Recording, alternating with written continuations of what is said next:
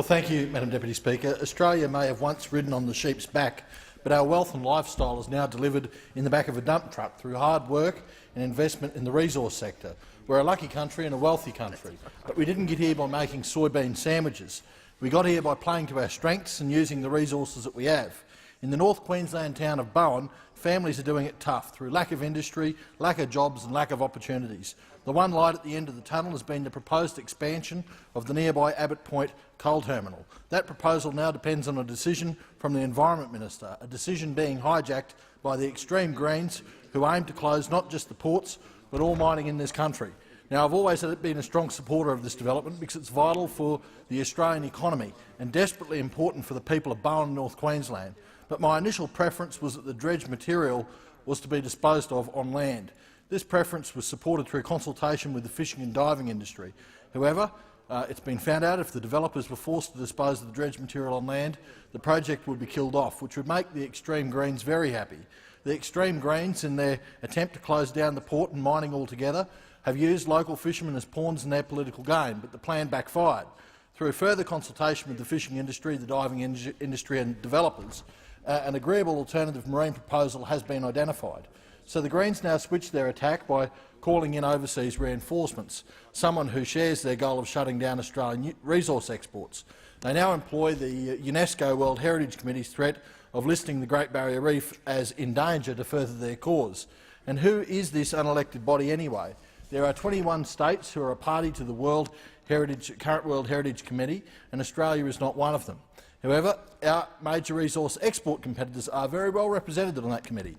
Algeria, the world's 10th largest producer of natural gas, Colombia, the 4th largest exporter of coal in the world, the Russian Federation, the world's largest holder of natural gas, South Africa, the holder of 95% of Africa's coal reserves, the 5th largest coal exporter in the world, the United Arab Emirates, exporter of natural gas to Asia, Qatar, the world's largest producer of liquid natural gas, Malaysia, an exporter of natural gas and LNG, India and Iraq, both with reserves of natural gas.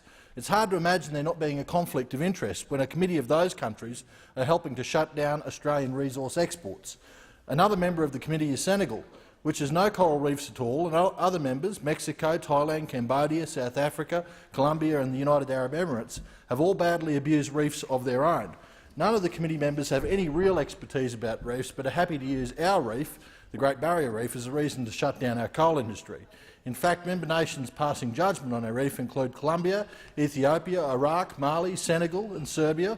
All have sites already on the in danger list. Indeed, some of them have more than one site on the list, and they sit in judgment of Australia. Well, in employing the World Heritage Committee to wield a hypocritical political weapon, the extreme Greens have committed nothing short of economic treason. The real agenda of the extremists is not any concern for the environment.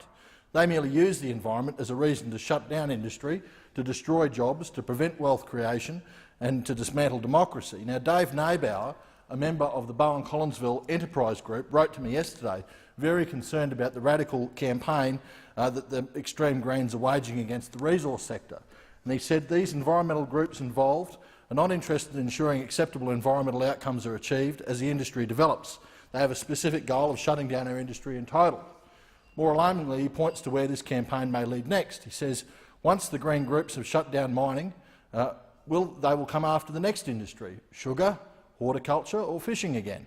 He said as a community we need to ensure that a balanced view is maintained and that our economic future is not hijacked by radical groups who are not about sustainable development, rather they are anti-development. Speaker, Mr Naybauer is one of the many North Queenslanders who can see through this green smokescreen and see the extreme agenda that the Greens have and for what it is.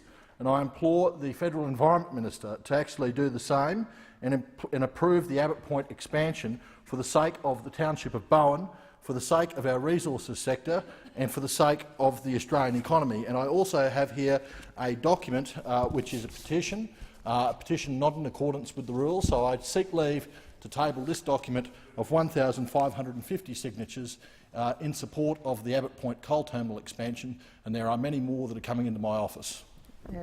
Is leave granted to table the petition which is out of order? No, leave is not granted. The question is the House do now adjourn. I call the member for Deakin.